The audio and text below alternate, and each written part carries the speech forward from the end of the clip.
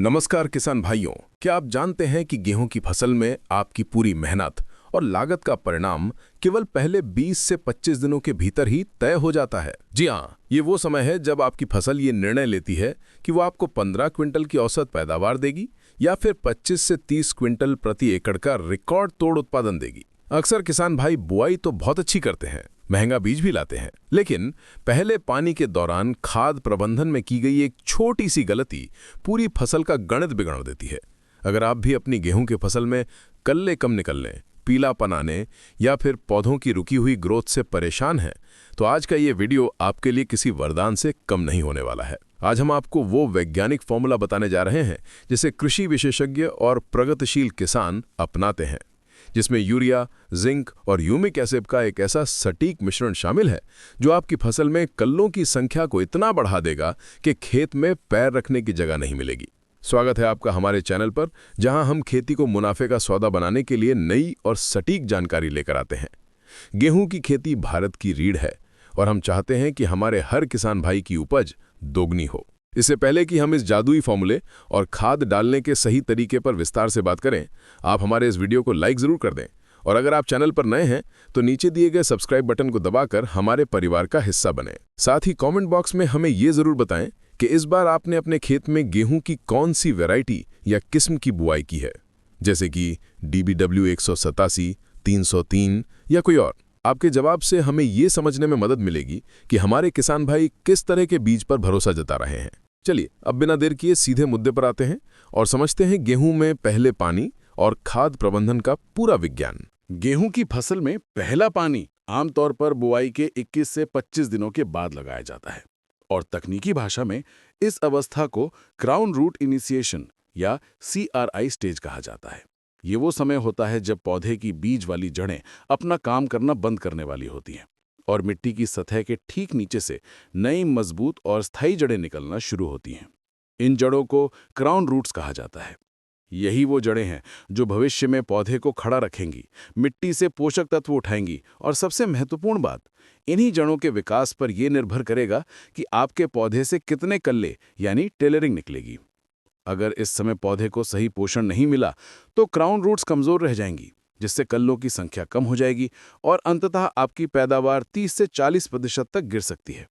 इसी समय पौधे को नाइट्रोजन, जिंक और कार्बन की सबसे ज्यादा जरूरत होती है ताकि वो अपनी वेजिटेटिव ग्रोथ यानी वानस्पतिक वृद्धि को तेजी से बढ़ा सके। और यहीं पर यूरिया, जिंक और ह्यूमिक एसिड का रोल शुरू होता है। सबसे पहले बात करते हैं यूरिया की, जो नाइट्रोजन का सबसे सस्ता और सुलभ स्रोत है। किसान भाई अक्सर एक गलती करते हैं कि वे यूरिया तो डालते हैं लेकिन उसकी मात्रा और समय का सही चयन नहीं कर पाते। पहले पानी पर यूरिया देने का मुख्य उद्देश्य पौधे में क्लोरोफिल की मात्रा को बढ़ाना है, जिससे पौधा अपना भोजन तेजी से बना सके और उसकी ग्रोथ में रुकावट न आए। 1 एकड़ खेत के लिए पहले पानी पर आपको लगभग 45 से 50 किलोग्राम यूरिया यानी 1 कट्टा का प्रयोग करना चाहिए। यूरिया में मौजूद नाइट्रोजन पौधे को हरा भरा रखती है और फोटोसिंथेसिस की क्रिया को तेज करती है। लेकिन केवल यूरिया डालना ही काफी नहीं है। वैज्ञानिक शोध बताते हैं कि जब हम खेत में यूरिया डालते हैं तो उसका केवल 30 से 40% हिस्सा ही पौधे को मिल पाता है। बाकी या तो हवा में उड़ जाता है या पानी के साथ जमीन में नीचे चला जाता है, जिसे लीचिंग कहते हैं। इस बर्बादी को रोकने के लिए और यूरिया की क्षमता को बढ़ाने के लिए हमें इसके साथ कुछ और तत्वों को मिलाना होता है। अब बात करते हैं दूसरे सबसे महत्वपूर्ण तत्व की, जो है जिंक। भारतीय मृदा में विशेषकर उन क्षेत्रों में जहां धान गेहूं का फसली चक्र अपनाया जाता है, जिंक की भारी कमी देखी गई है। जिंक की कमी से गेहूं के पौधों की पत्तियों में पीलापन आ जाता है, पत्तियां बीच से सफेद या भूरी होने लगती हैं और सबसे बड़ी बात, पौधों का विकास रुक जाता है। जिंक पौधे में ऑक्सिन नामक हार्मोन के निर्माण में मदद करता है, जो तने की लंबाई और कल्लों के विकास के लिए जिम्मेदार होता है। अगर इस समय जिंक नहीं दिया गया तो आप चाहे कितना भी यूरिया डाल लें, पौधे उसका पूरा उपयोग नहीं कर पाएंगे।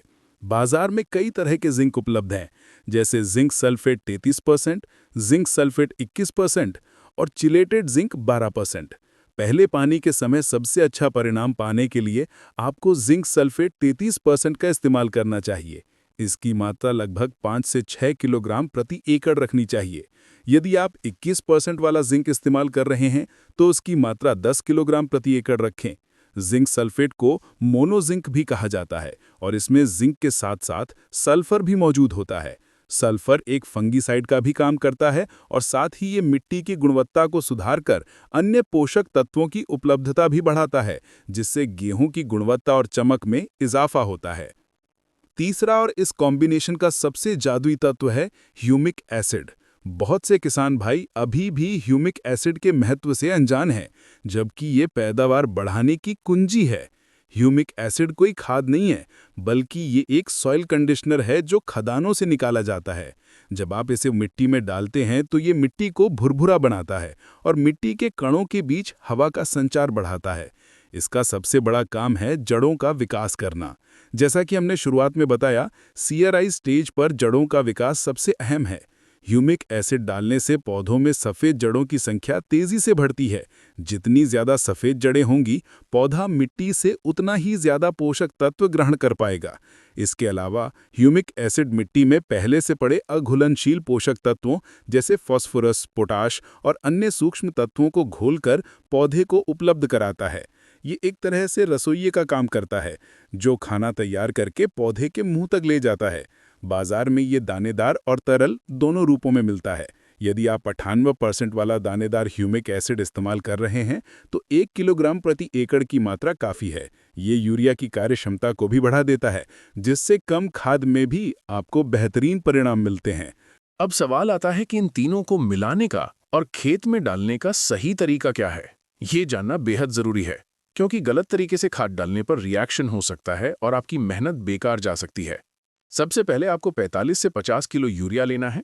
इसमें आपको 5 से 6 किलो जिंक सल्फेट 33% और 1 किलो ह्यूमिक एसिड 98% वाला मिलाना है। इन तीनों को अच्छी तरह से मिला लें। ध्यान रहे, अगर आपने बुआई के समय डीएपी का प्रयोग किया है तो अभी यूरिया के साथ जिंक मिलाने में कोई समस्या नहीं है। लेकिन अगर आप टॉप ड्रेसिंग में डीएपी का भी इस्तेमाल कर रहे हैं तो कभी भी जिंक और डीएपी को एक साथ ना मिलाएं, क्योंकि ये दोनों मिलकर एक ऐसा पत्थर जैसा पदार्थ बना लेते हैं जिसे पौधा नहीं ले सकता। लेकिन साधारणतः पहले पानी पर हम सिर्फ यूरिया, जिंक और ह्यूमिक एसिड की बात कर रहे हैं, तो इनका मिश्रण पूरी तरह सुरक्षित और बहुत प्रभावी है। मिश्रण तैयार करते समय यह भी ध्यान रखें कि इसे बहुत देर तक बनाकर ना रखें, क्योंकि यूरिया हवा से नमी सोखता है और मिश्रण गीला हो सकता है, जिससे छिड़काव में दिक्कत आ सकती है। इसलिए खेत में ले जाकर ही मिलाएं और तुरंत छिड़काव कर दें। खाद डालने के समय को लेकर भी किसानों में अक्सर मतभेद रहता है। पानी लगाने से पहले खाद डालें या बाद में? वैज्ञानिक दृष्टिकोण से देखें तो रेतीली या हल्की मिट्टी में पानी लगाने के बाद जब पैर ना धंसें लेकिन नमी अच्छी हो, तब यूरिया और अन्य खाद डालना बेहतर होता है। इससे नाइट्रोजन पानी के साथ बहकर जमीन में बहुत नीचे नहीं जाती। लेकिन भारी मिट्टी या दोमट मिट्टी में आप सिंचाई करने से ठीक पहले इस मिश्रण का छिड़काव कर सकते हैं। इससे फायदा ये होता है कि जैसे ही आप पानी लगाएंगे, यूरिया और ह्यूमिक एसिड पानी में घुलकर सीधे जड़ों के पास पहुंच जाएंगे। हालांकि सबसे आदर्श स्थिति ये मानी जाती है कि आप शाम के समय छिड़काव करें और अगले दिन सुबह सिंचाई कर दें, या सिंचाई के 3-4 दिन बाद जब पैर रखने लायक जमीन हो जाए तब छिड़काव करें। लेकिन व्यावहारिक रूप से और समय की बचत के लिए किसान भाई सिंचाई से तुरंत पहले छिड़काव करना पसंद करते हैं, जो कि भारी मिट्टी में कारगर है। ह्यूमिक एसिड का एक बड़ा फायदा ये भी है कि ये मिट्टी में नमी को लंबे समय तक बनाए रखता है, जिससे अगर अगली सिंचाई में थोड़ी देरी भी हो जाए तो पौधा तनाव में नहीं आता। इस फॉर्मूले को अपनाने के बाद आपको अपनी फसल में क्या बदलाव दिखेंगे, ये जानना भी रोमांचक है। खाद डालने के 4 से 5 दिन के भीतर ही आपको दिखेगा कि खेत का रंग गहरा हरा हो गया है। जहां पहले पौधे कमजोर और पतले दिख रहे थे, वहां तने मोटे होने लगेंगे।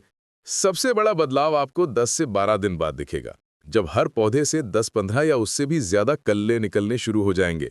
इसे फुटाव या टिलरिंग कहते हैं। सामान्यतः एक पौधे से 4-5 कल्ले निकलते हैं, लेकिन यूरिया, जिंक और ह्यूमिक एसिड का ये डोज कल्लों की संख्या को 2 गुना से 3 गुना कर देता है। जितने ज्यादा कल्ले होंगे उतनी ज्यादा बालियां बनेंगी और स्वाभाविक रूप से पैदावार भी उतनी ही ज्यादा होगी। जिंक की वजह से पत्तियों का आकार चौड़ा होगा, जिससे पौधा ज्यादा धूप सोख पाएगा और दाना बनते समय उसमें पूरा स्टार्च भर पाएगा।